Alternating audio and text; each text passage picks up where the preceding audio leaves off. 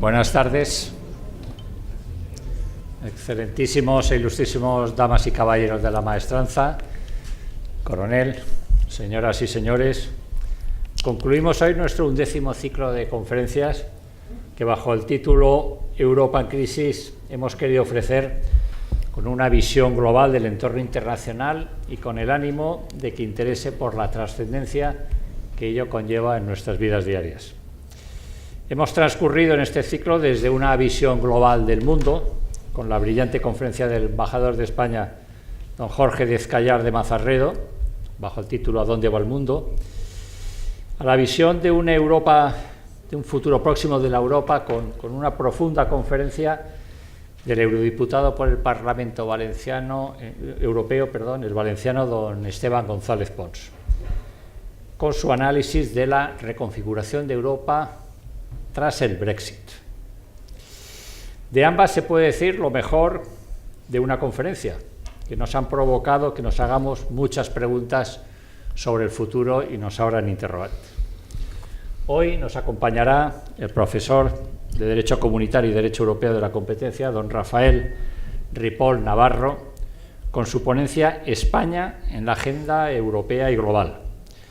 Concluimos, pues, el ciclo con el rol de España en el contexto europeo y la necesidad que tiene nuestro país de posicionarse de una forma de un referente.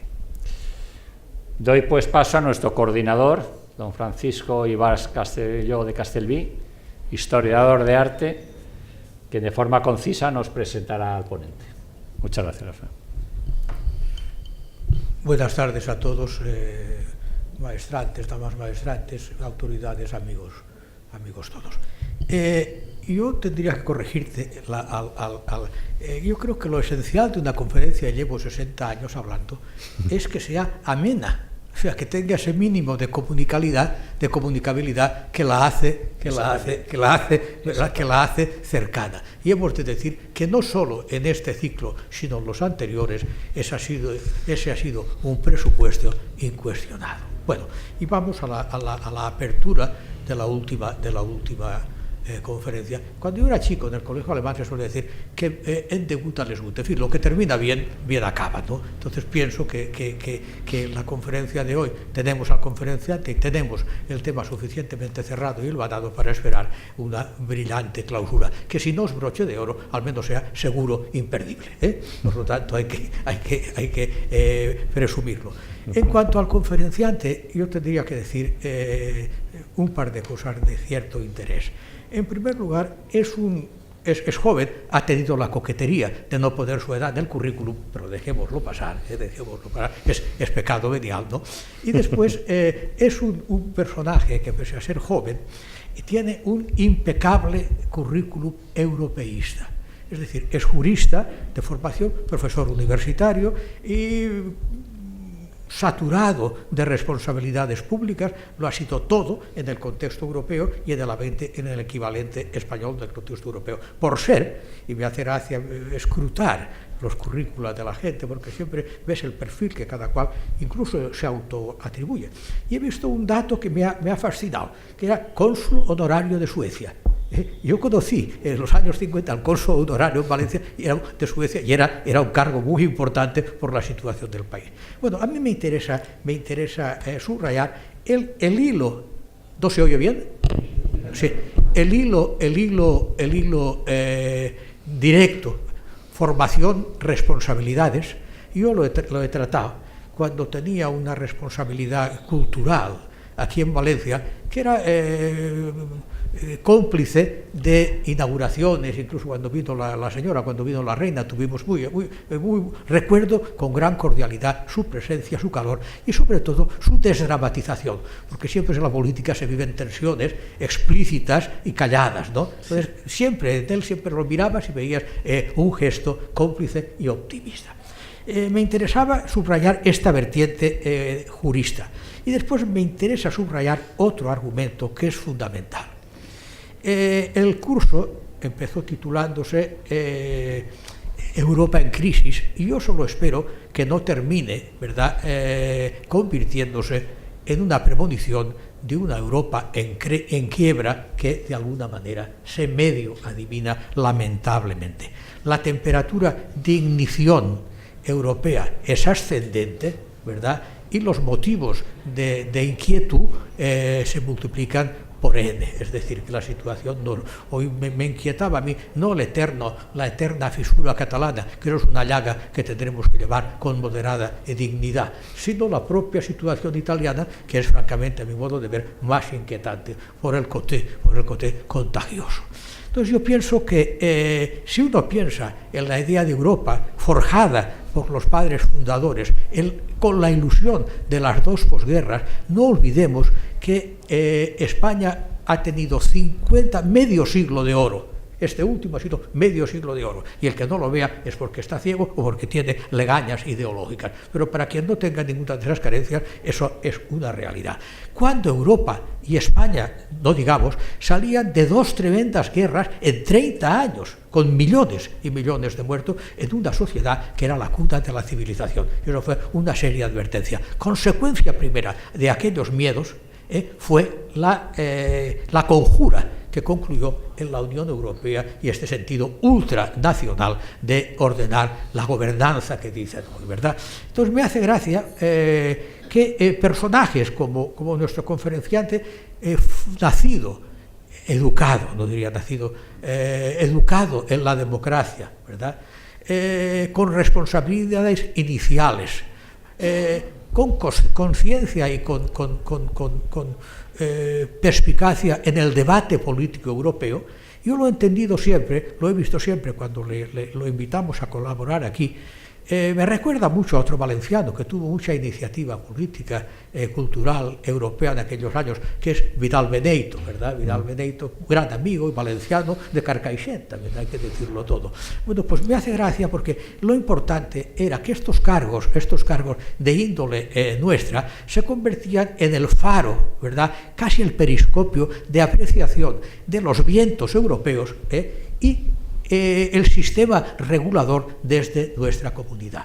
Es decir, de alguna manera la tarea de Ripoll era ver por dónde iban los vientos y procurar ajustar la brújula a nuestra realidad, que es un tema complicado y difícil. Hemos sido el gran país productor de cítricos, somos un país exportador de primerísima magnitud.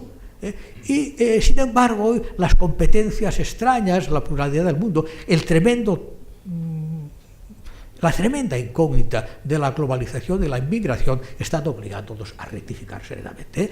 Yo creo que dentro de todo este cúmulo de argumentos, algunos contradictorios y otros complementarios, dan el humus, ¿verdad?, la base, ¿verdad?, donde situar sin duda la penetrante y perspicaz intervención de Ripoll. Gracias. Muchas gracias.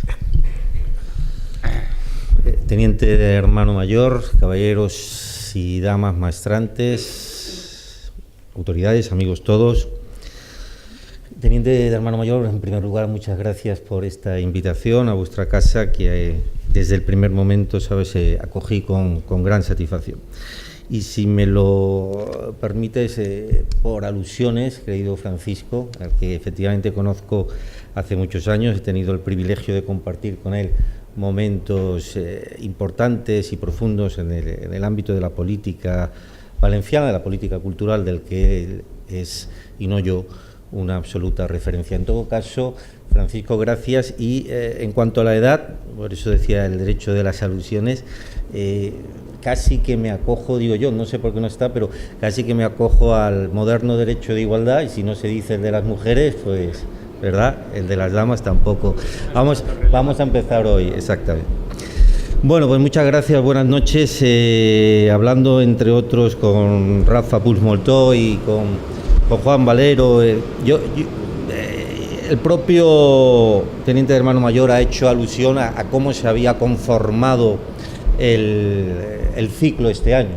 Han tenido ustedes la oportunidad de conocer, de la mano de un destacadísimo y referente en la política española en el exterior, que es Jorge Descallar, lo que en el mundo hoy se cuece, por decirlo de una forma coloquial.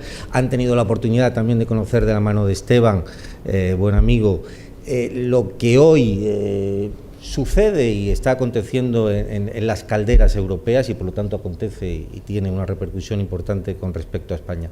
Por eso pensamos de alguna forma, y si me lo permiten, lo que pretendo esta tarde en algunos minutos es transmitirles algunas reflexiones de lo que para España, en ese contexto europeo del que se les ha hablado y en ese contexto internacional, de la mano de la pertenencia de España a Europa, suponen o son los principales elementos de referencia hoy, jueves 17 de mayo, en nuestro presente actual y sobre todo hablar de las perspectivas de futuro con respecto a España en su contexto europeo y mundial. Quizás se puede entender el mundo sin España. A lo mejor algún loco es capaz de hacerlo, ¿no? Se puede entender incluso, si se hace un esfuerzo inusitado, pero esfuerzo al fin y al cabo, lo que ha sido, incluso lo que fue la Unión Europea sin España. Pero lo que es absolutamente imposible, bajo mi punto de vista, es entender lo que es España sin su contexto europeo. Y no hablo de su pertenencia en los últimos 30 años a la Unión Europea, sino en el contexto básicamente, incluso desde el medievo, pero en los últimos 5 siglos, desde los Reyes Católicos hasta hoy mismo. Es difícil entender esa España de la que hoy podemos vanagloriarlos en muchísimos aspectos. Es difícil entenderla sin su contexto europeo. Y es difícil entender que cualquier nación, también España, pueda, en el caso nuestro, formando parte del viejo continente, pueda tener algún tipo de singladura, de trascendencia, de influencia, de recorrido en el futuro, en el mundo, si no pertenece, en el caso español, a una entidad supranacional que es la Unión Europea. Por lo tanto, casi que empiezo por las conclusiones. Nuestra pertenencia histórica y presente a la Unión nos hace mucho más España, y es el único camino, la única opción, la única puerta que tenemos como españoles, tener una influencia, participar en los grandes debates mundiales, participar en las soluciones de los grandes retos que hoy tiene la humanidad. Por tanto, España es, de alguna forma, el sentido, el eje vertebral que pretendo dar a estas reflexiones, y este es el sentido, o este es el porqué de que de entrada entienda que eso, bajo mi punto de vista, insisto, es así. Hace muchos años que España, y sería una primera de las 3 reflexiones que les quiero transmitir, hace muchos años que España anhelaba formar parte de la Unión Europea. El territorio español, lo que es la sociedad española, el civismo español, ya en los años 60, en los años 70, anhelaba a Europa como el futuro a perseguir, como el futuro a conseguir. Ese territorio, ese espacio europeo y esa parte del mundo en el que podía todavía, ya en aquel entonces, predicarse un estado del bienestar, una libertad, una situación de paz extraordinaria. Y por lo tanto, en todo caso, todas las fuerzas políticas españolas, cuando las hubieron y antes de haberla, siempre ha habido un sentimiento mayoritariamente europeo. No es cierto, y empiezo por decir algo que no es políticamente correcto, ya no estoy en la administración, Francisco, voy a decir cosas más que antes no solía comentar con tal amplitud, ¿no? Y es que no es cierto, y en muchos libros de historia no aparece como tal, que nuestro europeísmo se marque a partir del cambio del régimen en el que afortunadamente estamos en democracia. Ya en el anterior régimen se hicieron cuantiosos esfuerzos, importantes esfuerzos por acercarse al mundo internacional en general y no solo a la Unión Europea, pero en concreto, y es profeso, al contexto de la Unión Europea. El sistema anterior al democrático, el régimen anterior, quiso lógicamente legitimar, acercarse a Europa, era importante y era significativo no solo desde el punto de vista político, sino también económico. La historia que Europa tenía tras nosotros como españoles, pero en general para todos los ciudadanos europeos desde el siglo XV, incluso antes, era una historia de guerras, una historia de enfrentamientos permanentes entre hermanos, una guerra civil constante, una guerra civil prácticamente que afectó no solo en la Primera y la Segunda Guerra Mundial, sino, como digo, prácticamente durante 5 siglos. El miedo, especialmente en Francia y Alemania, como ha comentado Paco, pero en general en todo el contexto europeo a que se repitiera y tuviéramos una tercera guerra mundial que podríamos volver a llamar guerra civil, acontecía, era el substrato, el subconsciente de cualquier ciudadano europeo, también los españoles. Creo que fue Mark Twain que Hegel decía que la historia siempre se repite. Twain decía que a veces no se repite la historia, pero muchas veces rima. Es decir, el miedo a una tercera guerra mundial es, con todo tipo de... Yo creo que todos los historiadores y juristas coinciden, es una de las causas fundamentales de que naciera definitivamente este gran proyecto político para la humanidad, que es el de la Unión Europea. Todo ese contexto, por ejemplo, lo escribe y lo cuenta John Steiner en su Idea de Europa. Pueden ver ustedes cómo el reflejo aún hoy de tantos y tantos cementerios en todo el centro Europa, incluso el otro día vimos en la entrega de los premios Juste por parte de nuestro rey a Antonio Tajani, cementerios de muchísimos ciudadanos europeos, muchísimos ciudadanos norteamericanos. Solo hay que sobrevolar con la mente lo que es Normandía, lo que es el centro de Holanda, lo que es el centro de los Países Bajos, lo que fueron las Ardenas. Es decir, ese cementerio europeo del que habla Steiner en su libro es, de alguna forma, la semilla que termina por generar la necesidad imperiosa, independientemente de las ideas políticas del régimen que tuviera cualquier Estado, hablamos ahora del español, por espolear la necesidad de crear algo que consistiera en paz, en democracia y en bienestar. Y eso fue lo que se creó finalmente. Eso fue lo que hoy España anhelaba, España consiguió entrar, y España hoy es un Estado miembro en pleno cumplimiento desde hace 30 años de la Unión Europea. Por lo tanto, la primera reflexión es que el europeo ha sido siempre muy hispanista, y que el español, en todo caso, desde hace muchos siglos, ha tendido siempre, con alguna excepción, a sentirse europeo y a sentirse parte de ese continente.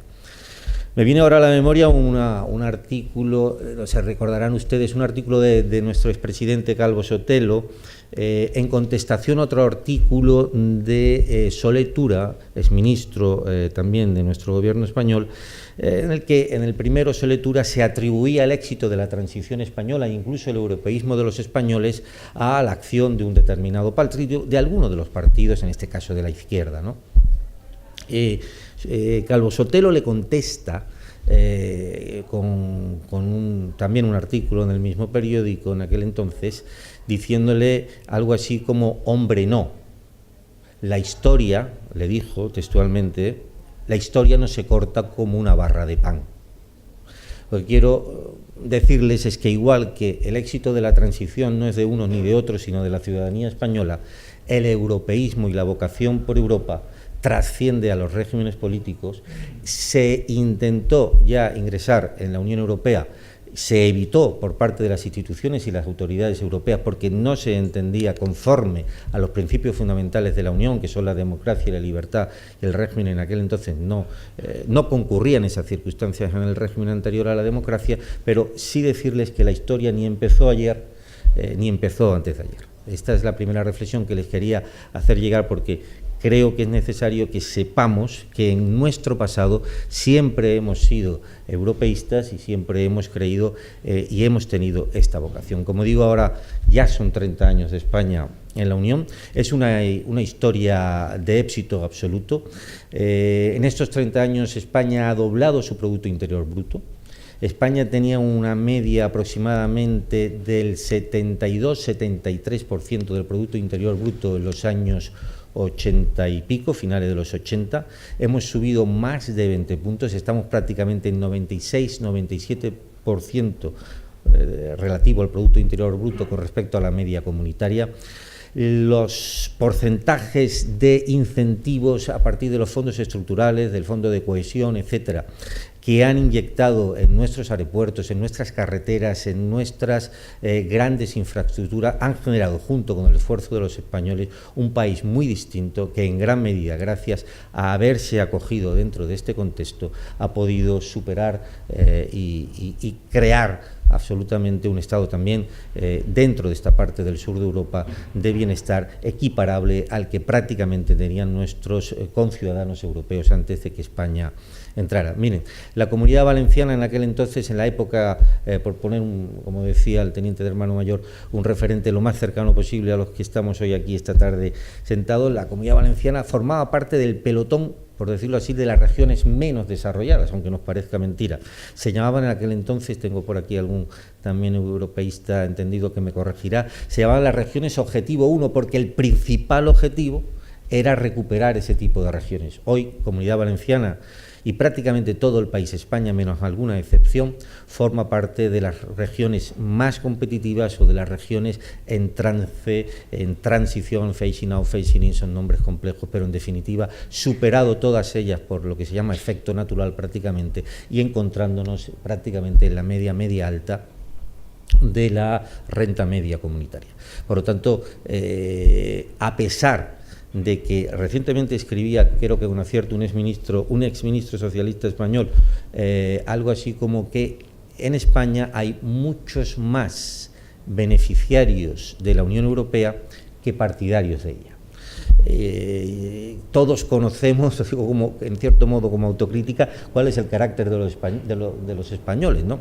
No creo que haya mucha diferencia en esto entre el mediterráneo y el andaluz, o el cántabro, o el nórdico, ¿no? Pero yo sí que pienso que hemos de estar muy agradecidos. Hemos aportado y hemos cumplido, hemos cumplimentado en muchísimas cosas a la Unión Europea, en muchísimas cosas, pero también hemos sido ampliamente beneficiarios y creo que hemos de estar agradecidos de este papel que la propia España ha recorrido en su historia más reciente. El español es siempre muy autocrítico en ese sentido desde el punto de vista intelectual. Yo creo que si no formáramos parte de la Unión Europea, los españoles, y eso nos suele pasar, hablaríamos mucho mejor de la Unión Europea de lo que lo hacemos. Creo también que si hiciéramos un informe, como en su día se hizo con respecto a Europa, si hiciéramos hoy un informe, no sabría cómo llamarlo, pero un informe económico, socioeconómico, que evaluara el coste de no haber pertenecido a Europa todavía, a la Unión Europea de estos 30 años, creo que las conclusiones del mismo serían aún más evidentes de que los datos, no he querido abrumarles, reflejan en la actualidad. Y ese es nuestro origen y entiendo que esa es la explicación de por qué, de muchas maneras, me traslado a una segunda reflexión, hoy formamos parte de Europa, parte de la Unión Europea, del viejo continente, pero como estados de pleno derecho. Pero esa Europa a la que hoy pertenecemos no era en absoluto la Europa a la que los ciudadanos del siglo XIX en España anhelaban, o incluso hasta el propio Unamuno, a pesar de su que inventen ellos, ¿no? Esa Europa, lógicamente, se ha transformado, es una Europa distinta. El mundo se ha transformado bastante más que Europa, y esto es un dato que refleja nuestra situación actual, ¿verdad?, en el mundo, ¿no? Y es que cuando muchos de ustedes, no he dicho la edad, pero creo que aquí vamos a coincidir mucho, estudiábamos el bachiller en nuestros institutos y colegios, siempre en el mapa mundi, recordarán ustedes que teníamos a España en el centro, a Europa en el centro, ¿no? A la derecha quedaba pues algo así que nos decían que era Asia, a la izquierda pues sabíamos que estaban nuestros hermanos hispanoamericanos. Hoy cualquier chaval que esté en bachiller, aunque el mapa mundi que se le sitúe a sus ojos, que vislumbre en su escuela sea parejo o parecido, no respondería a la realidad. En aquel entonces sí, de alguna manera, hoy desde luego no. Europa no está en el centro, desde el punto de vista geoestratégico, ese mapamundi nos debería de reflejar prácticamente, podríamos tener incluso varios mapas mundi, ¿no? Y todos serían objetivamente verídicos, ¿no? Pero desde luego ninguno de ellos tendría ese eje central de Europa ante nuestra mirada ilusionada, ¿no? Ese eje central podría estar perfectamente en China, podríamos tener a Pekín en el centro de nuestra mirada, o podría ser incluso cualquiera de las recientes potencias emergentes, incluso la propia Rusia, por supuesto, todavía de alguna forma, no cabe ignorarlo, podría ser, ¿por qué no todavía, los Estados Unidos? Decía Bonino, que en esta Europa, a la que ahora ya sí pertenece a España, estamos ya hablando del presente en esta segunda reflexión, hay dos tipos de países. Bonino decía que hay en Europa países pequeños y países que todavía no saben que lo son. En definitiva, la única forma, hoy por hoy, repito, insisto en mi argumento principal, de seguir manteniendo de alguna forma el coste de nuestro bienestar social, esos tres grandes logros que junto con el bienestar social ha conseguido Europa, que son la paz y la democracia. La única forma de mantener nuestro nivel de prestaciones de servicio a la ciudadanía en general y, por otra parte, mantener nuestra calidad de vida desde el punto de vista cultural e intelectual es unidos, es formar parte de una entidad supranacional.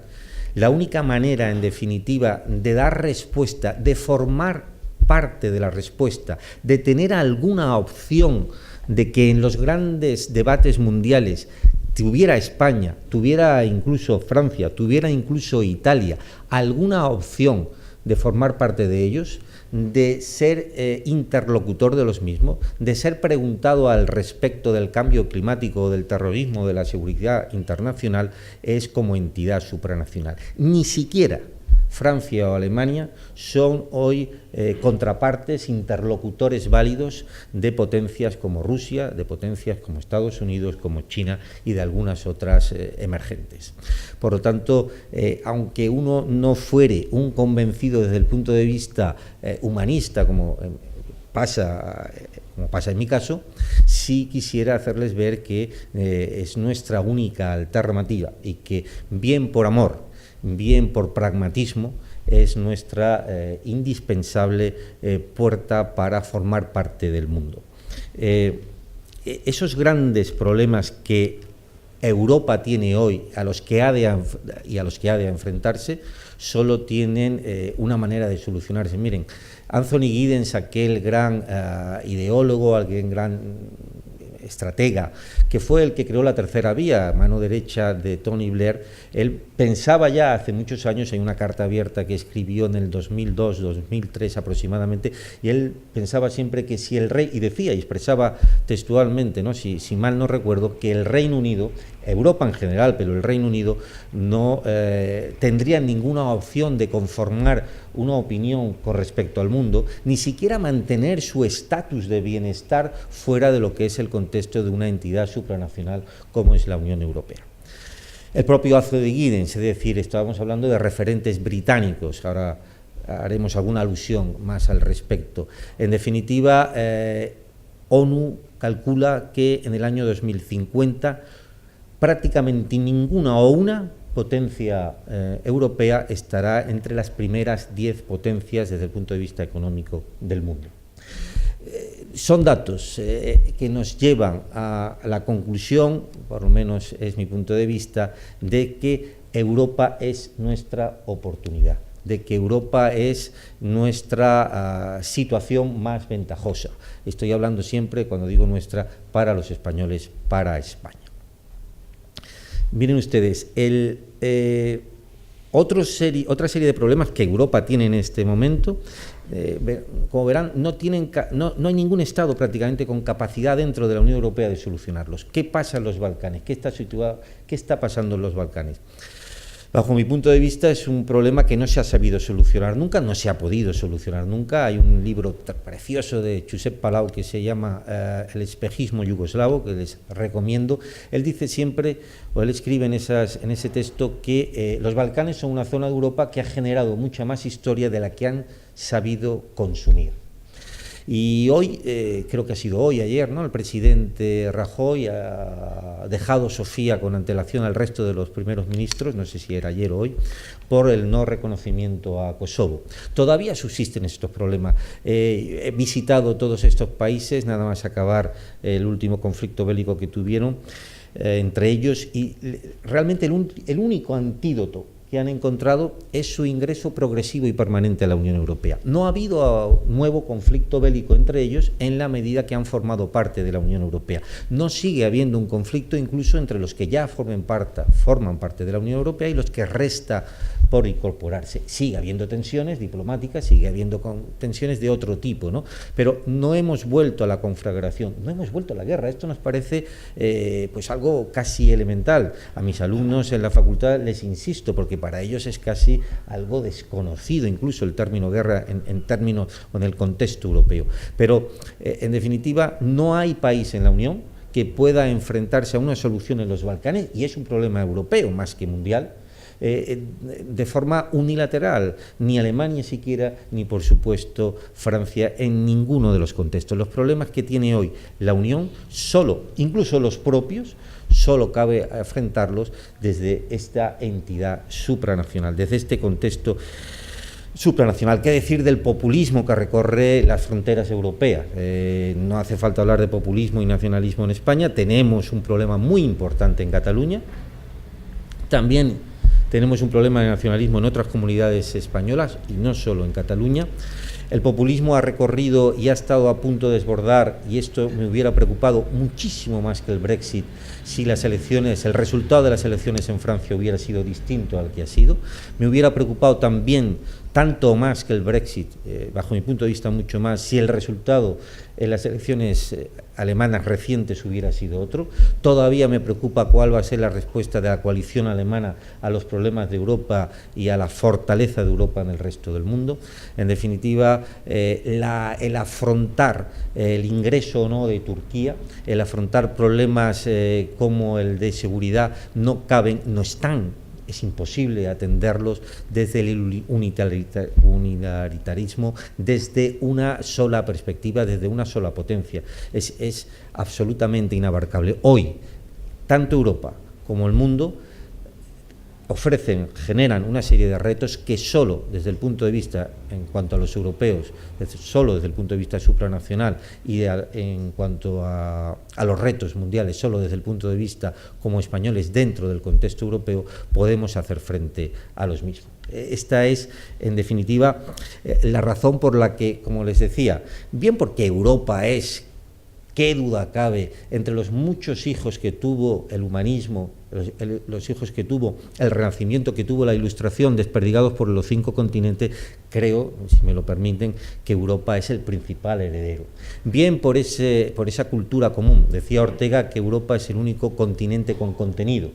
Pues ese contenido humanista de origen, de base cristiana, bien por esa razón, bien por las que intento transmitirles, de necesidad de afrontar las situaciones que el debate mundial y el debate europeo tiene, nuestra única fortaleza, nuestra única opción es formar parte y tener opción dentro de esa manera de formar parte, cada vez más influencia en el contexto de la integración europea. Otro de los problemas, no me extiendo mucho más a este respecto, es, y que está todos los días, ustedes están debatiendo, comentando, hablando, ¿verdad?, es el tema, como problema europeo, el problema del Brexit. Yo quisiera decirles al respecto del Brexit tres comentarios. Primero, que desde mi punto de vista muy personal es que yo no tengo toda la seguridad absoluta, ni mucho menos, de que el Brexit se vaya a consumar como tal. Es posible que sí, en los términos previstos a día de hoy, es decir, la negociación que se está teniendo entre la Unión Europea y el gobierno del Reino Unido, es posible que llegue a buen término, por decirlo de alguna forma, ¿no? Pero la primera de las reflexiones al respecto es que, bajo mi punto de vista, el Brexit se debe nada más y nada menos que a un grave error de estrategia política del Partido Conservador Británico. Partido Conservador Británico, en el afán de recuperar el voto que un partido presuntamente, yo no voy a llamar de extrema derecha o de izquierda, pero sí de nacionalistas desde el punto de vista del nacionalismo de Estado, UKIP, que ya en las encuestas le daba en torno al 15%, la ansiedad, la necesidad de conquistar ese territorio por parte del entonces primer ministro le lleva a equipararse, a igualar, a querer similar el discurso antieuropeísta con el afán de recuperar el votante que ya en torno a un 15% daba en las encuestas UKIP. Eso le hace plantear un debate de tú a tú, un debate muy fronterizo con las autoridades de la Unión Europea. Y el propio primer ministro, el premier británico, consigue equivocadamente contagiar a la sociedad británica de un miedo estelar, de un miedo ancestral que ya existía de antiguo en el Reino Unido, ¿no? Pero consigue acelerarlo y consigue ponerlo sobre la mesa en el propio siglo XXI. Ese miedo a la inmigración, ese miedo al bienestar ya de alguna forma atesorado por la clase media británica, en Nottingham, en Birmingham, en Bristol, en las ciudades intermedias del Reino Unido, es lo que cuando quiere recuperar el discurso europeísta el primer ministro británico ya es demasiado tarde. Se une el voto de UKIP al voto indeciso del Partido Conservador. El Partido Laborista británico intenta pescar en río revuelto. Si hubiera caído el Partido Conservador, ellos entendían lógicamente que quizás hubiera sido la oportunidad del Partido Laborista de ocupar el gobierno. El líder del Partido Laborista, que sigue siéndolo, no tenía en las encuestas ni tenía en aquel entonces ninguna capacidad de alcanzar, de acceso al gobierno, y precisamente ante el fracaso, ante el equívoco que se genera a través del Brexit con el resultado del referéndum, hoy el líder del Partido Laborista al menos ha conseguido que su propio partido no lo cesara, y hoy tiene otra capacidad, hoy tiene otro recorrido, otro desarrollo por delante como líder del partido.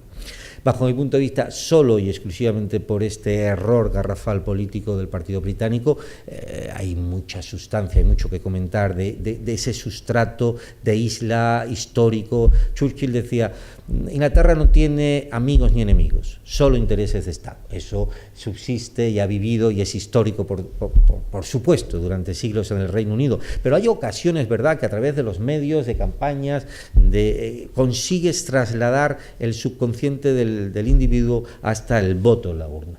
Y esto es lo que creo que ha sucedido en el Reino Unido. Yo creo que las clases altas desde el punto de vista intelectual, que por supuesto la gente joven, que la generación de Erasmus en el Reino Unido, como todos sabemos, votó por la permanencia, y bajo mi punto de vista, por la misma razón que solo desde el punto de vista político sucedió esto, podría ocurrir lo contrario. Es decir, el Partido Laborista estará en desacuerdo valga la redundancia, con el acuerdo que el Reino Unido consiga con las autoridades comunitarias, porque por su propia idiosincrasia y subsistencia tiene que estar en desacuerdo a lo que consiga el Partido Conservador de las instituciones europeas. Ahí nos podemos ver con una situación de confrontación, y que incluso el propio Partido Laborista, si accede al poder o para acceder a él, convoque o pida la convocatoria de un nuevo referéndum. Sé que esto no lo van a oír, no aparece en ningún diario prácticamente. Yo me tomo la libertad de dejar esta opinión encima de la mesa, decirles también que si no se llega a un acuerdo en la negociación entre las instituciones europeas y el Reino Unido, lo que prevé el propio Tratado de la Unión no es sino que la negociación se prorrogará de forma indefinida. Esto lo dice expresamente, y por lo tanto nos podemos ver en una situación que nos lleve a que por la negociación técnica entre las dos partes, ojo, que además esa negociación tiene que recibir el acuerdo posterior del Parlamento británico, bueno, pues que esa negociación se prorrogue tanto tiempo que haya un cambio, que haya un revés político en el Reino Unido, y que el nuevo gobierno provoque, precisamente por no estar de acuerdo con el acuerdo conseguido por sus contrincantes políticos, el Partido Conservador, un nuevo referéndum. No podrá oponerse literalmente, pero sí en la forma sutil de convocar un nuevo referéndum. Yo de verdad pienso que esa situación, y no es porque quiera a toda costa, lo voy a hacer otros comentarios que lo van a poner en evidencia, que el Reino Unido se mantenga, pero al final el juego de la negociación política que vemos en el telediario, de la negociación técnica que vemos todos los días en los telediarios, en los informativos, les aseguro que está en un segundo plano. La experiencia política que Paco dice que me atesora, de verdad, me hace pensar que, por supuesto, una vez más, no ese es el plano principal es siempre el político, y ese nos puede llevar a un escenario absolutamente distinto al que tenemos. Es más, la primera ministra ya ha perdido la mayoría absoluta. La primera ministra acaba de mantener el resultado, británica me refiero, a duras penas en las elecciones municipales la semana pasada, porque se ha caído UKIP, y esa recuperación de cierto voto de UKIP le ha permitido, y hay británicos en la sala, le ha permitido subsistir políticamente, pero es indudable que la decadencia de su liderazgo puede llevar al Partido Conservador a una situación pareja, equiparable, semejante a la que les he comentado. Eso en cuanto al Reino Unido, para que además de cometer ese gravísimo error, creo que las consecuencias del Brexit, si van a ser negativas en general para todos, especialmente para el Reino Unido, muy especialmente por muchos motivos que no podría hoy alargarme, pero me encantaría, y si alguno quiere hacer una pregunta o comentario al respecto, ahí vamos, estaremos en ese cometido.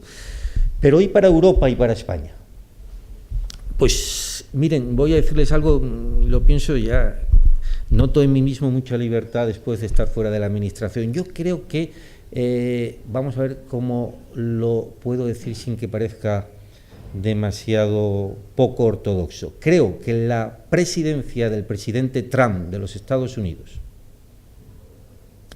y el Brexit son una oportunidad que, de aprovecharse, será una oportunidad en positivo para Europa y para España. Mucho, vamos a ver si les consigo, si no convencer, por lo menos transmitir mi idea. Presidente Trump, al que nunca se me hubiera ocurrido votar, ni antes, ni ahora, ni después, pero al que han votado los que lo tienen que votar, ha empezado, entre otras cosas, por tomar dos decisiones que en parte estaban en su programa electoral, ¿no? Una es no seguir mirando a Europa, Ojo que el presidente Obama ya no acudió a las dos cumbres que suele haber entre Estados Unidos y la Unión Europea, y todo esto responde a que Europa, no lo olviden, ya no está en nuestro bachiller, ya no está en el eje estratégico, ya no está en el centro del mapa mundi. No es solo el presidente Trump, ya lo hizo el presidente Obama. Pero lo primero que ha entendido, y hay que pensar, hay que subirse, ponerse los calcetines o ponerse los zapatos de su electorado, lo primero que ha dicho es que la defensa de Europa la pague Europa. ¿De acuerdo?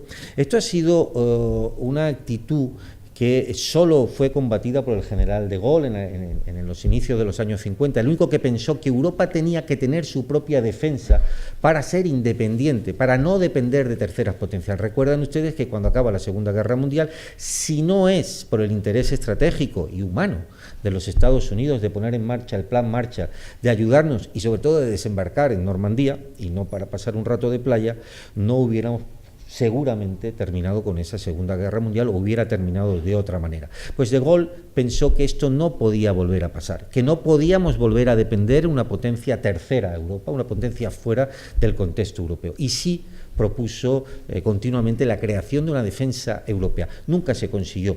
No era lógicamente fácil en aquel entonces, pero en estos 60 años que tantas cosas se han conseguido en el logro europeo, no se ha conseguido tener una independencia en la defensa. Hemos formado parte de la OTAN está gobernada, pilotada por quien manda en la OTAN, y sus centros y sus decisiones estratégicas, lógicamente, también. Quizás gracias al presidente Trump empecemos a tomarnos en serio nuestra propia defensa. En términos actuales, en términos modernos, cuando no hay un conflicto bélico encima de nuestras fronteras, en el interior de nuestra frontera, lo llamamos cuestiones de seguridad. Pues en cuestiones de seguridad solo podemos tenerla realmente si somos nosotros los que tomamos la decisión de nuestra propia seguridad. Hoy no hay un ejército europeo, ni mucho menos, no hay una defensa europea, no hay una política que se decida desde Europa sobre nuestra defensa, y esto quizás la llamada de atención, pensando en sus votantes, supongo, en sus ciudadanos del presidente Trump, está haciendo que en solo 6 o 8 meses, y esto sinceramente todo el mundo coincide, todo el mundo opina lo mismo, se ha avanzado más en términos de defensa europea que lo que se había avanzado en más de 50 años, gracias a las declaraciones del presidente Trump. El presidente Trump dice que no se firma, ha decidido que finalmente no se firma de momento el acuerdo de libre comercio entre la Unión Europea y los Estados Unidos, y que además no cree en los acuerdos comerciales de ese tipo, ni con la Unión Europea ni con otros importantes referentes mundiales. Es nuestra oportunidad. Es la oportunidad de, si no se firma definitivamente ese acuerdo, que ya veremos, de explotar mucho más otros acuerdos comerciales, de estudiar las ventajas del que recientemente se ha firmado entre la Unión Europea y Canadá, del que recientemente se ha firmado, se ha renovado con México, del que hay que firmar, remozar y mejorar con Mercosur y con tantas otras potencias. Si ellos salen del ámbito del comercio internacional, si se practica el aislacionismo, el proteccionismo, es una oportunidad para Europa ocupar el espacio que dejan los Estados Unidos en esa parcela.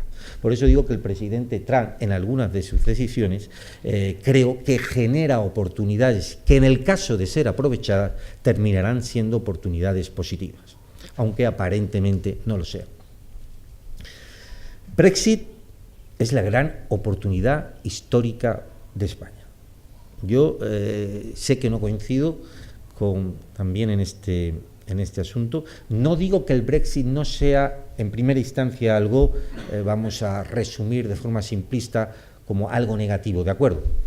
Pero creo que en el caso de España es una extraordinaria oportunidad. También en el caso de Europa, por los ejemplos que les acabo de decir, en materia de defensa, en materia de política exterior, pero especialmente para España. Un ejemplo más de por qué lo es para Europa.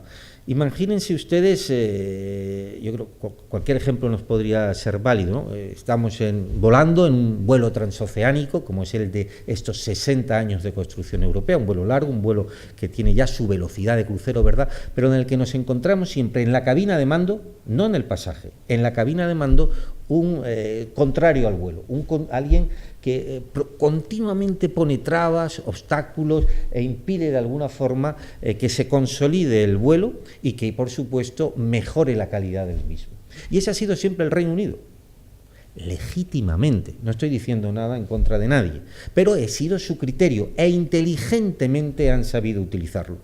Sepan ustedes que en cualquier negociación interesante, en cualquier negociación donde ha habido que elegir a una persona que representara, por ejemplo, a la Unión Europea en el mundo, que tuviéramos más política de defensa exterior o más política exterior propiamente dicha, que tuviéramos de alguna forma una única voz en el resto del mundo, el Reino Unido siempre se ha opuesto, pero ha conseguido con una muy inteligente negociación que quien se designara para ese desempeño fuera británico. Yo, todo lo que he negociado con el Reino Unido es la nación que, junto con los holandeses, han demostrado en la historia de la humanidad que son, para eso, los mejores negociadores. Estos señores ya no están en la cabina de mando. Ya no tenemos ese impedimento. Si usted aprovecha la oportunidad, pero la tiene que aprovechar, es la ocasión que tiene la Unión Europea para construir sobre aquellos flancos en los que a los que el Reino Unido siempre se ha opuesto, hacerlo de una vez por todas. Hablo de política exterior, hablo de defensa y hablo de otros muchos aspectos, pero es la gran oportunidad que la Unión tiene. Me decía el embajador de Suecia hace unos días, le decía a mis alumnos, que gracias al Brexit en Suecia hay un renacido sentido europeísta. Él decía, desde una versión nórdica, que no tanto por amor, que también, sino por ver las dificultades que llevaba a este divorcio. Y hay veces que uno ve las ventajas de su matrimonio cuando ve las barbas del divorcio a remojo. Es decir, me atrevería incluso a hacer una apuesta con ustedes y me faltarían dedos de las dos manos para enumerar las ventajas que para Europa y para nuestra nación, España, puede tener, además de los lógicos inconvenientes que están en el subconsciente de todos nosotros y que no quiero robarles su tiempo para volver a enumerarlos, pero pienso realmente que todo esto es significativamente positivo. Y si la única opción de España y la única opción de la Unión Europea para seguir manteniendo nuestro nivel de bienestar en el mundo, para seguir siendo competitivos, la única que tenemos, recordemos, al menos bajo mi argumentación, es la de la fortaleza de Europa, aprovechemos la oportunidad que nos da el señor Trump y la oportunidad que nos dan los británicos para seguir construyendo, para fortalecer de una vez por todas, para ir, si no volviendo a aparecer en el eje central del mapa mundi de nuestro bachiller, sí al menos mantener la posición que todavía mantenemos, que no es poco. En cuanto a España, de verdad que si para Europa es una oportunidad histórica, para España es única. Única, no volverá a repetirse en décadas, no lo veremos los que estamos sentados en esta sala. No sé si mi hija, que es pequeñita, pero no creo que el resto. España ya tuvo una oportunidad parecida y yo quiero decirles que España, con ese incremento del PIB, España hoy ha superado el Producto Interior Bruto a Italia. España tiene hoy un gobierno, un país creciendo al 3%, OCDE, Gobierno Central y Comisión Europea esperan que entre el 2,9 y el 3,3% se siga creciendo. Esa premisa, junto con un gobierno, el que salga de las próximas elecciones, si los españoles queremos que salga, saldrá un gobierno estable, junto con evitar o neutralizar el problema de nacionalismo que tenemos fundamentalmente en Cataluña y en otras comunidades españolas, brinda a España una oportunidad única e inexcusable para ocupar el lugar del Reino Unido en la cabina de mando del vuelo europeo. ¿Por qué? Porque tenemos en torno a 50 millones de habitantes, porque esos 50 millones de habitantes nos dan un número de votos en el Consejo, donde se reúnen, como saben ustedes, yo le digo a mis alumnos, los 28 Rajoy, donde se toman las decisiones, donde la influencia política es lo que resulta determinante, y España tiene hoy la oportunidad de ocupar la esfera, el momento de influencia político que deja voluntaria y legítimamente el Reino Unido. No hay lucha, no hay parangón ya, no hay envidias por parte, entre comillas, por parte de Italia. Italia no está al nivel de España. Italia ha tenido 64 gobiernos en los últimos 72 años. No tiene, a pesar de los problemas que tenemos en España, no es equiparable la situación de inestabilidad permanente de Italia como para, además de que está ya por debajo de España en el PIB, como para poder hacerle sombra a España en esta oportunidad histórica que nos brinda el Brexit. En este momento, para España, entre otras muchas cosas, hay 4 enormes oportunidades. Miren ustedes, se va a elegir en un año y pico el presidente del Parlamento Europeo. Se va a elegir inmediatamente al presidente de la Comisión Europea, actualmente presidente Juncker, actualmente presidente Tajani. Se va a elegir al alto representante, que es el que designa la voz de Europa, el que decide, el que lleva la voz de Europa al resto del mundo y en concreto a Naciones Unidas, que había sido durante muchos años una británica, ahora no lo es. Se elige ahora también. Y por último se elige al presidente del Consejo. 4 grandes oportunidades para un país que ya es miembro de la Unión desde hace 30 años y que solo ha tenido la oportunidad de presidir quizás la institución que menos relevancia institucional tiene de las 4, que es el Parlamento Europeo, que la tiene importante y crescendo, pero nunca, señores, ha presidido el Consejo Europeo y nunca ha presidido la Comisión Europea. Con el potencial actual de España, si se aprovecha esta oportunidad histórica que los británicos voluntariamente nos prestan, ¿verdad?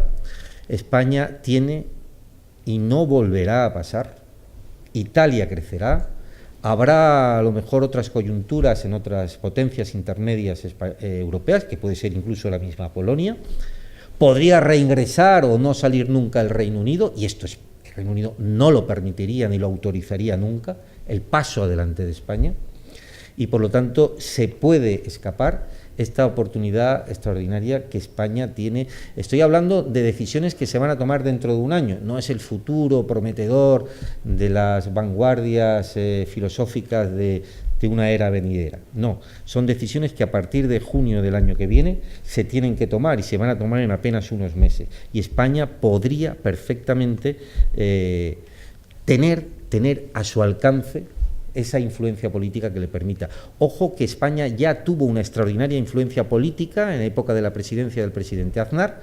España consigue un acuerdo con Polonia, no estoy hablando de utopías, un acuerdo con el primer ministro comunista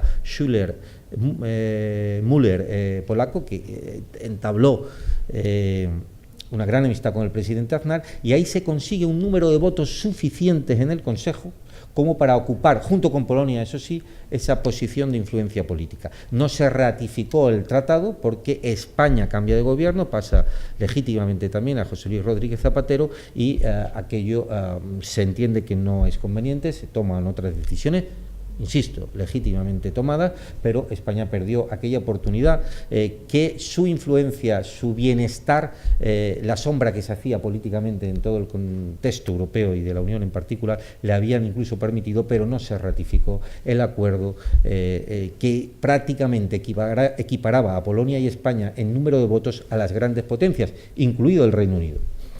Por lo tanto, es una ocasión que ya se perdió. Muchos años después tenemos, por el Brexit, esta nueva oportunidad. En definitiva, yo pienso que el Brexit es una confrontación, es una lucha, es un enfrentamiento, es una tensión, pero que de este tipo de enfrentamientos, de este tipo de luchas, de este tipo de situaciones fronterizas, más que conseguir el éxito, el objetivo debe ser el progreso. Y para España, esta situación fronteriza puede provocarle una situación de progreso, de influencia en Europa, que es la única manera, insisto, en que puede tomar parte, en que España puede participar en las respuestas y en las decisiones de carácter mundial. No sé cómo vamos de tiempo, voy en todo caso acabando por quisiera decirles simplemente a nivel mundial, ¿no? Sé que se les ha hablado a nivel mundial, pero miren ustedes la solución de vasos comunicantes que hay en los grandes problemas del mundo, ¿no? ¿Es o no un problema mundial la seguridad? Y afecta a la Comunidad Valenciana, afecta a Albocácer, al Almusafes, afecta a Valencia, a la seguridad mundial. ¿Verdad que sí? Hay una solución de vasos comunicantes. Nadie puede tomar, tiene respuesta. Ya lo intentaron los Estados Unidos con George Bush con respecto al islamismo, y aún estamos con el problema encima de la mesa, porque nadie, ni los Estados Unidos, ni nadie, ni menos los 3 Mirage franceses, tienen oportunidad, tienen capacidad de respuesta a los problemas mundiales. ¿Alguien tiene capacidad de respuesta a nivel mundial, incluso sobre el cambio climático? ¿Afecta o no el cambio climático a España? ¿Afecta o no el cambio climático a la Comunidad Valenciana? Saben ustedes perfectamente que tenemos un problema de desertización en el sur de la Comunidad Valenciana, que importamos del norte de África, que tenemos todavía los embalses muy por debajo, en este caso, de la media, no ya europea, sino, por supuesto, pero de la media española, precisamente aquí, en términos geográficos, lo que se llama el Levante español. Cualquier problema, en definitiva, de carácter mundial, tiene una trascendencia europea. Nuestra dependencia energética, ¿acaso no es una de las principales preocupaciones de cualquier gobierno español y, por supuesto, de la Unión Europea, nuestra enorme dependencia energética? Porque además mucha de ese recurso tradicional energético procede de países muy cuestionables desde el punto de vista democrático, porque además, aunque no lo fuera así, las decisiones en Argelia o en Arabia Saudí sobre la procedencia o los precios o la capacidad de exportación o el suministro, incluso como ha hecho Rusia con Ucrania, que es cerrarle el gas cuando lo ha considerado oportuno o pertinente, esa dependencia energética no es acaso europea, no es acaso española, no tiene la Comunidad Valenciana, a pesar del sol, una acusada dependencia energética. Los problemas mundiales, precisamente por esa interdependencia, no tienen respuesta si no es desde un contexto global. Y, por supuesto, si no tienen capacidad de respuesta ni alemanes ni franceses, pues tampoco lo tenemos en esa medida los españoles. Nuestra única capacidad de estar en las cumbres de París del cambio climático, de estar en las cumbres de Marrakech sobre el cambio climático y de hacer ver nuestra peculiaridad con respecto a la desertización y al cambio climático, es estar en una Europa, y por lo tanto, cuanto más fuerte sea esa Europa, más capacidad de respuesta tenemos al respecto. No les quiero volver a hablar del nacionalismo y del populismo. ¿Qué decir de la seguridad mundial, de los refugiados, que en ocasiones vemos que se sostienen en el tiempo de alguna forma, de forma latente, pero el problema sigue ahí, el de los refugiados, el problema sigue ahí, el de la inmigración? Es un problema mundial al que hay que darle una respuesta mundial. ¿Acaso España o la Comunidad Valenciana se pueden abstraer de esa situación? ¿Acaso no es por nuestras fronteras donde entra ya un porcentaje significativo del problema del refugiado, que yo me gustaría siempre insistir que ha de tratarse desde un punto de vista humanista, del refugiado o del problema de la inmigración? ¿Qué sucede con el agua? Somos valencianos, ¿no?, la mayoría de nosotros. Es un problema mundial. El estrés hídrico no se circunscribe ni está prácticamente concurrente en algunos estados que podemos imaginar en el tercer mundo, en absoluto. El estrés hídrico incluso afecta a determinadas zonas de los Estados Unidos y a mucha gran parte del mundo occidental. China, en su último gran congreso, el Congreso del Partido Comunista, que es el Congreso del Partido, bueno, ya sin ningún recato ha expuesto públicamente al mundo sus ansias y su interpretación del expansionismo absoluto. Si bien lo hacían desde el punto de vista técnico y económico, y lo siguen haciendo, la participación de China desde el punto de vista económico en Hispanoamérica es muy, muy superior a la española, por ejemplo. En Hispanoamérica, lo digo con razón de causa, hace que China se esté planteando, por ejemplo, bueno, tiene el Tíbet, una de las razones fundamentales es que es la reserva natural de agua más importante de Asia. Toda la protección que China está haciendo de Laos se debe fundamentalmente a que es la zona, junto con el Tíbet, donde nace, por ejemplo, el río Amarillo, que son, en definitiva, las grandes reservas de agua por un lado y las grandes reservas de los materiales energéticos tradicionales que todavía se conservan. ¿Quién puede hacer frente desde Berlín o desde París a esas problemáticas internacionales? No cabe. No es que no pueda hacerlo o no se pueda hacer desde Madrid, es que no hay alternativas, no hay forma de enfrentar, no hay forma de poner alternativas encima de la mesa. Solo tenemos esa solución, solo tenemos esa opción, que bien por amor o bien por pragmatismo, que bien prime la simpatía desde el punto de vista más del corazón, o que lo haga desde el punto de vista más racional, es nuestra, entiendo yo, nuestra oportunidad, nuestra oportunidad. Quería haberles dicho muchas más cosas. No sé si fue Ortega, creo que no fue tenemos grandes europeístas, ¿no?, en nuestra historia, entre ellos, por ejemplo, Salvador de Madariaga, Ortega Gasset. Y Salvador de Madariaga dijo algo así como que si no salvo mi circunstancia, no me salvo yo.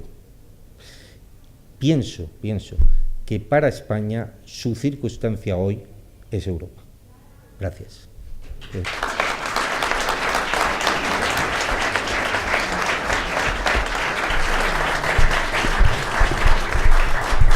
Muchas gracias, Rafael, por la conferencia, que ha dado un repaso más allá de lo que es propiamente España, pero una visión muy, muy conjunta. Bueno, pasamos entonces ahora al turno de preguntas. Por favor. Perdón. Bueno, no sé qué haces. Y cuando pidan, por favor, el turno, les pararemos el micro. Paso la palabra al coordinador. Bueno, su pregunta. Yo agradecerle la intervención transparente, ¿verdad?, entusiasma y medida.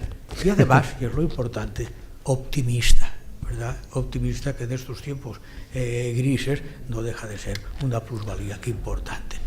Y dos cuestiones. Dos preguntas, o como quieran.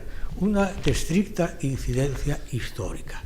Nadie discutirá que Carlomagno ha sido el forjador de la idea de Europa y que la monarquía española, su majestad todavía, administra el toisón de oro, que es la gran orden europea. Eso es fundamental porque explica alguna pertenencia en tiempos migratorios. La pertenencia es decisiva, ¿no? Alguna pertenencia europea. Por ejemplo, hay dos. Carlos V fue la mano armada después de una Europa en la frontera. Bien, pero hay dos valencianos que han sido decisivos en la configuración y en la definición teórica de la idea de Europa. Uno sería, aunque no se pretenda recordar, San Vicente Ferrer, que vivió siempre en la frontera y tuvo que lidiar con una consolidación europea en momento post-cruzada. Uno. Dos. Y el otro, indiscutiblemente, es Luis Vives, que no fue un europeo, fue un proto-europeo. O sea, siempre allá donde vas hay unas referencias diáfanas, ¿verdad?, a estos pensadores que, curiosamente, en España y en Valencia se les cita muy poco. Eso por un lado. Y por otro lado, hay que decir la verdad, que yo di una conferencia en Bratislava cuando estaban negociando la integración europea. Entonces, es curioso porque, claro, Bratislava era lo que era y lo que eran los Valverde. Adelante. Pero en la sala en la que hablé había un retrato de un militar grandote, grueso, de perfil, llamemos mediterráneo por no ser más claro. Y me dijeron, sí, lo hemos puesto porque es Il Vico.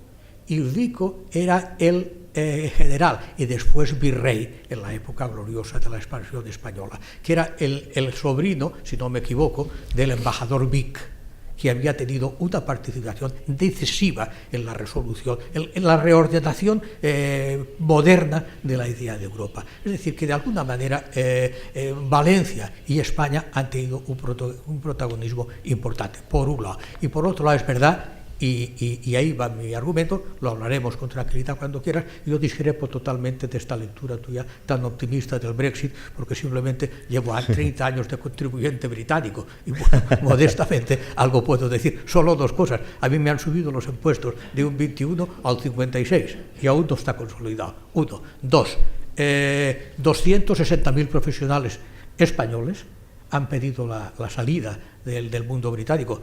No es poca cosa, pero en fin, estos son temas de discusión. Gracias. Bueno, por alusiones. Bueno, no discrepas, lo cual sería para eso lo he hecho, ¿no? O lo he comentado, pero bueno, lo que me estás diciendo, Paco, es que para el Reino Unido, es que ahí no he entrado, ¿no? Pero para el Reino Unido puede ser efectivamente demoledor. Por eso creo que el británico, que tiene una savia atesorada con el tiempo, rectificará. Pero insisto, no es que yo tenga, ¿verdad? Les he intentado argumentar por qué no tengo especial interés en que rectifiquen. Si rectifican bien, si no, tenemos ahí una oportunidad. Además la tenemos ya, está encima de la mesa y hemos de saber aprovecharla.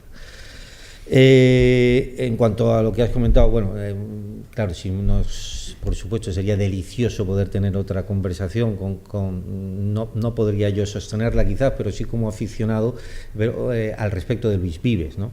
Pero solo un dato, ya que estamos en el Brexit, ¿no? Ya que estamos con el Brexit, decirles que el mejor amigo, el intelectual más respetado, el que más nombra desde el punto de vista cualitativo, quizás no cuantitativamente, porque fue Erasmo de Rotterdam, el que entabla con él una amistad personal y familiar de Luis Vives fue Tomás Moro.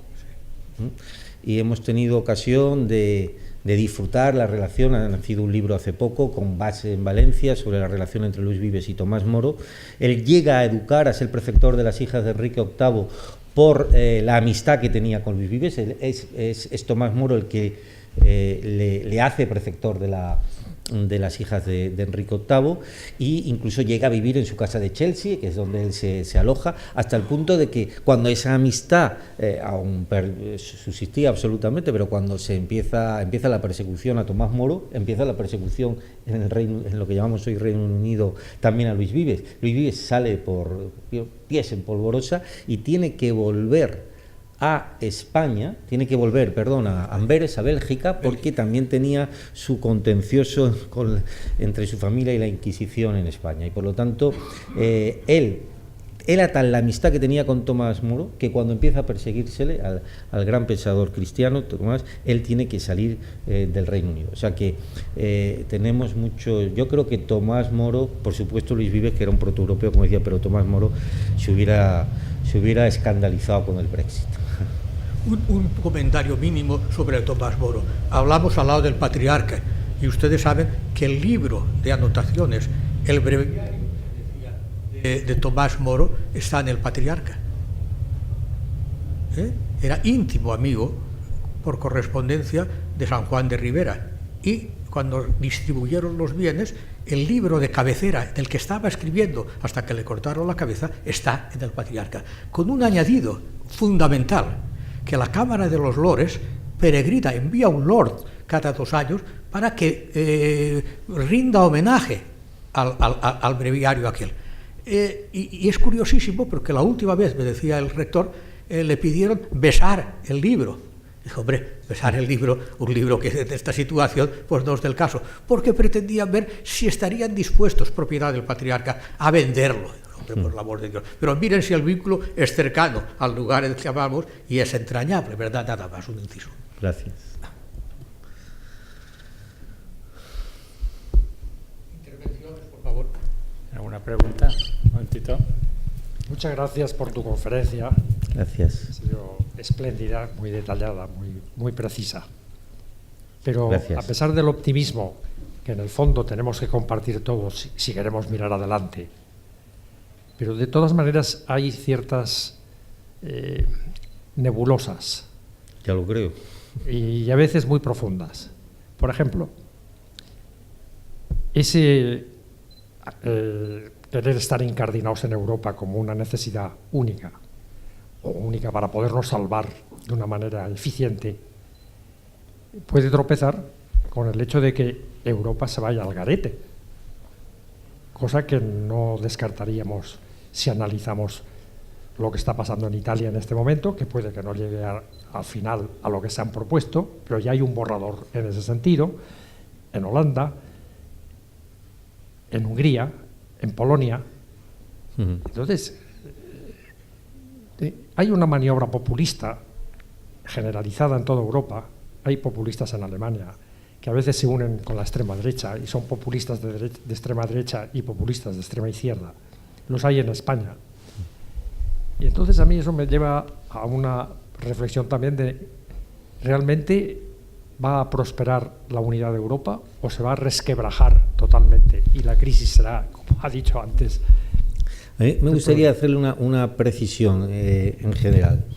Yo no creo, si he dado esa impresión, pues bueno, pues es la que he dado y eso queda. Que haya sido o al menos no lo he pretendido ser optimista. Vamos a ver.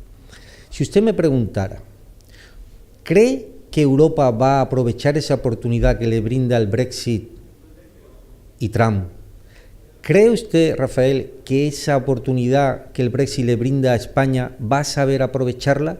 Y si yo hubiera contestado esa pregunta que no ha tenido lugar, sí, creo que va a aprovecharla, entonces yo sería, ¿por qué no?, un optimista. He intentado hacer hincapié en que esas situaciones generan una opción que en el caso de aprovecharse se transformarían o llegarían a ser opciones positivas.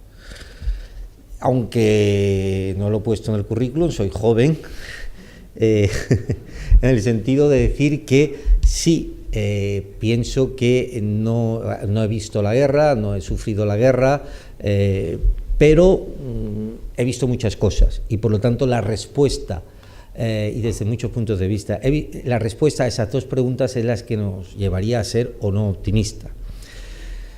Por otra parte, en el caso de lo que dice de que es que Europa puede irse al traste, bueno, por supuesto, claro. Europa es un proyecto en construcción. Europa es siempre un proyecto inacabado. Europa siempre, yo pienso que cada década necesita un nuevo tratado. Pero Europa ha demostrado que ha salido de crisis mucho más profundas incluso que la que está atravesando en estos momentos. Europa en este momento incluso, fíjese, hemos hablado de la inmigración, hemos hablado de los refugiados, hemos hablado del caso griego, hemos hablado de la caída del euro, hemos superado en cierto modo, hemos capeado en cierto modo esa policrisis. Delors decía que en situaciones Europa ha convivido con los bomberos y los arquitectos trabajando al unísono, construyendo el futuro al tiempo que se apagaban los fuegos que nos acechan y nos acecharán. Y si hoy no ha triunfado el nacionalismo antieuropeísta en Francia, lo puede hacer dentro de 10 años. El partido de Macron no existe prácticamente. Lo de Macron, vamos a ver el desarrollo que tiene. La coalición alemana puede venirse al traste en 2 años. En Austria el europeísmo se ha salvado por los pelos. Claro que sí. Lo que entiendo es que resulta mucho más fácil combatir todas esas situaciones unidos en una Europa cada vez más fuerte que cada uno por su cuenta y riesgo en ese mundo, en ese mapa mundi que ya no nos permite ser alguien, llamándonos incluso Francia o Alemania.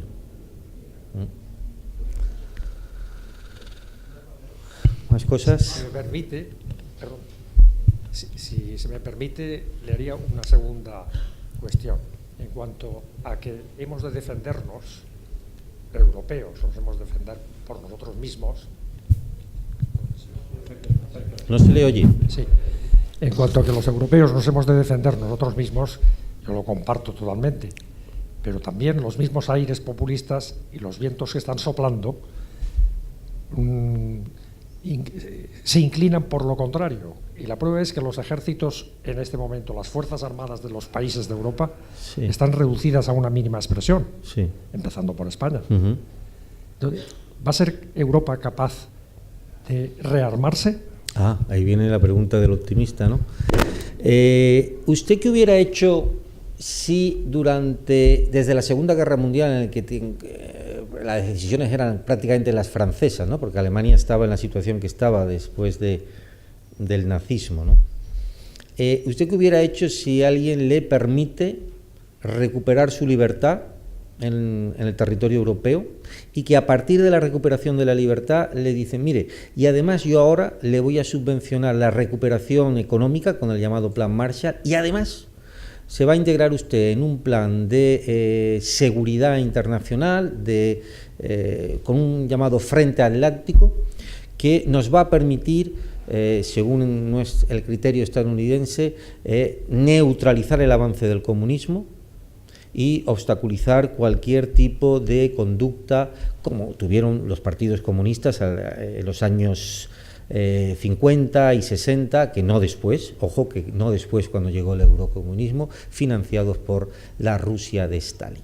Si a usted le dice alguien, se llama gobierno de los Estados Unidos, que le voy a conseguir la libertad desembarcando en Normandía, le voy a recuperar el territorio con el Plan Marshall y le voy a garantizar, en vez de pagarle el seguro, yo pago su seguro médico, en este caso seguro de seguridad, durante décadas, y yo me voy a ocupar de la financiación de la mayoría del presupuesto para que usted no vuelva a tener una amenaza desde la Rusia de aquel entonces, de la Rusia de Stalin. Pues Europa ha sido conformista, Europa ha sido facilona, Europa se ha alineado en esa actitud de papá Estados Unidos, que ha venido financiando y decidiendo, en tanto que financia, la seguridad del mundo occidental. Por eso le decía que el señor Trump, ni optimista ni pesimista, sino que con sus decisiones genera un escenario distinto para Europa, ¿Sabe usted aprovecharlo o no? En este caso, si él se mantuviera en sus 13 y gobernara otro mandato, otros 4 años, es que Europa no va a poder, ni aun queriendo seguir siendo conformista o no tomar esa decisión, porque es que su seguridad internacional, con todo el tema de Oriente Medio, en nuestras fronteras, no en las de México, no en las de Tijuana, no en las de San Diego, en nuestras fronteras, con todo el problema del refugiado, con todo el problema de Oriente Medio, es que tiene que tomar esa decisión, quiera o no. No va a poder seguir siendo conformista. No lo digo desde un punto de vista de optimista o de esperanzado europeísmo, no, ya he vivido joven, pero he vivido muchos años y en eso no creo, se lo aseguro. Hace poco me decía un amigo en Bruselas, en Siria, en Oriente Medio, en todo el conflicto, la guerra la ganará quien negocie la paz. Y Rusia quiere negociar la paz. ¿De acuerdo? Y lo estamos viendo. Por no hablar de otras muchas incursiones de Rusia en el mundo moderno en los últimos 2, 3, 4 años, ¿verdad? Porque no tenemos ocasión ni tiempo para hacerlo. Pero no están los Estados Unidos para pararle los pies a Rusia. A Obama le dieron el premio Nobel a los 6, 8, 10, 12 meses de llegar. El mundo occidental todavía no sabemos por qué.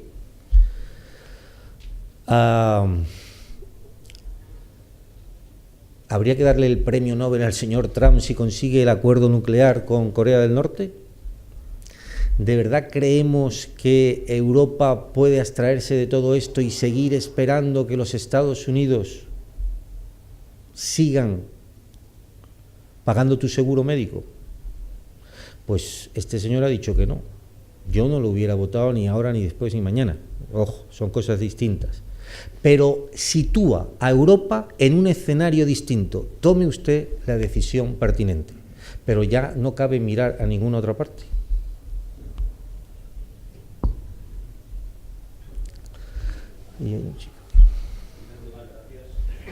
No se te oye, perdón.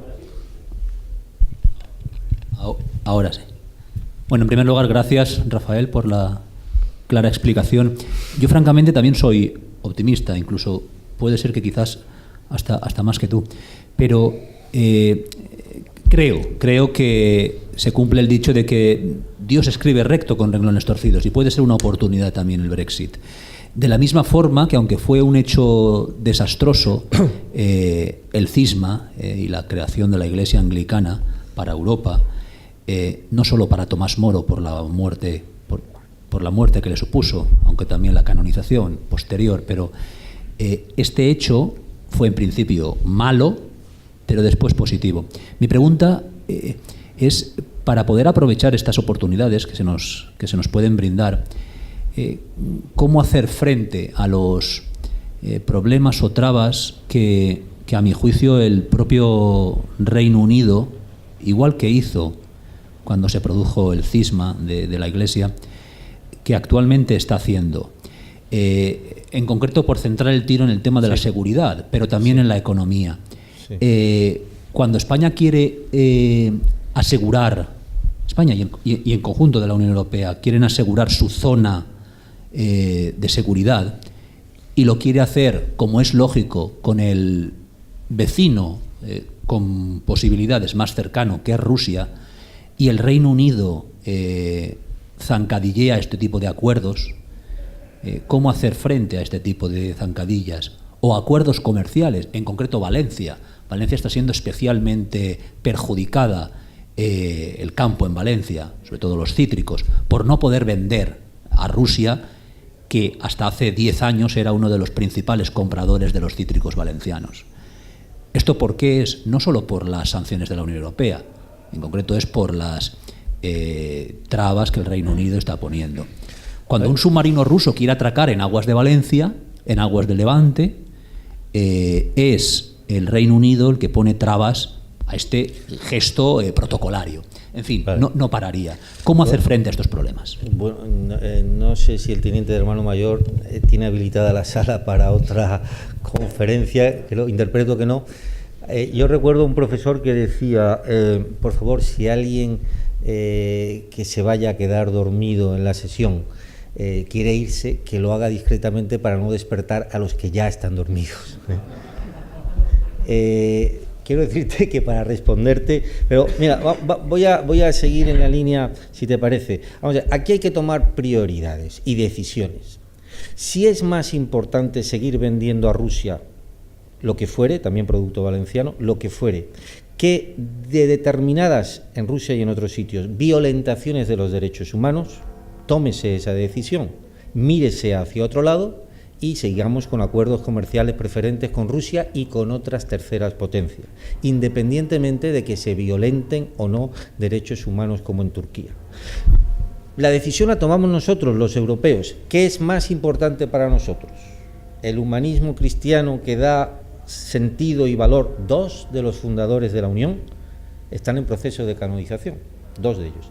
¿Qué es más importante para nosotros? La priorización de esos valores de humanismo, bajo mi punto de vista de raíz cristiana. Spinelli decía, al final de los tiempos va a resultar que los valores en los que se funda Europa van a ser los menos considerados. Si la opción que tomamos es mirar a otro lado, de lo que pasa en Turquía o de lo que pasa en Rusia, y querer seguir, que no obstante lo cual se siga con acuerdos preferenciales y sin ninguna sanción, es una decisión legítima, pero somos los europeos los que la debemos de tomar, ¿de acuerdo?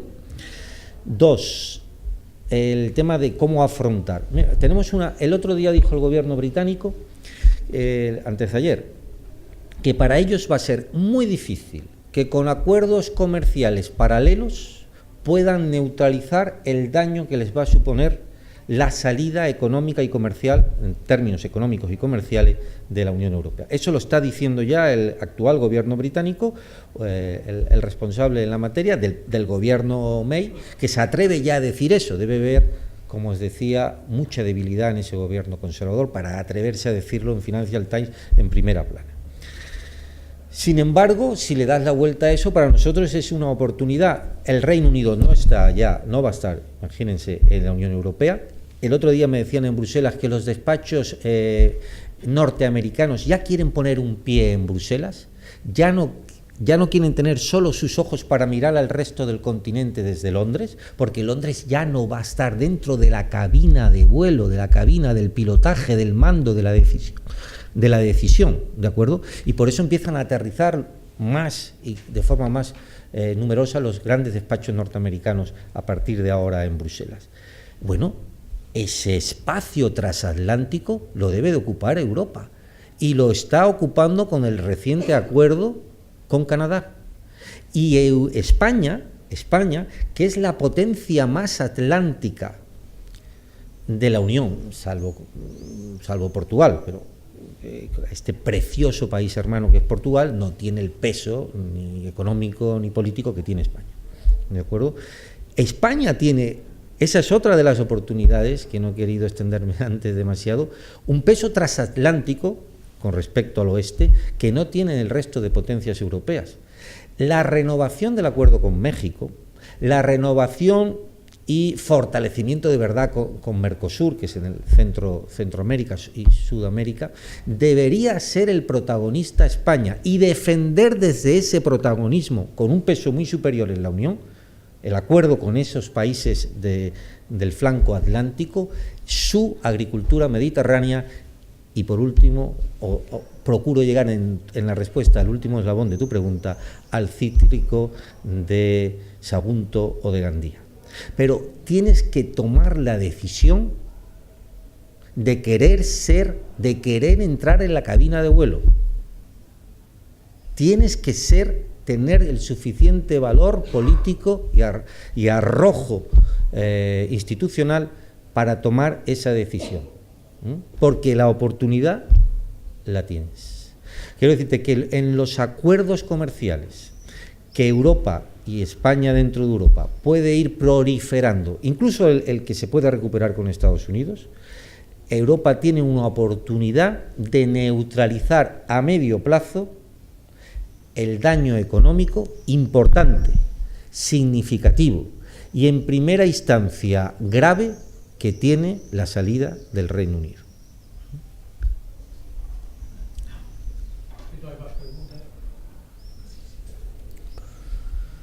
Gracias a todos y paso la palabra al teniente director. Muchas gracias a todos, Rafael, brillante y muy amplia, como te he dicho, toda la conferencia. Para terminar los actos, bueno, queríamos hacer mención a Fontilles.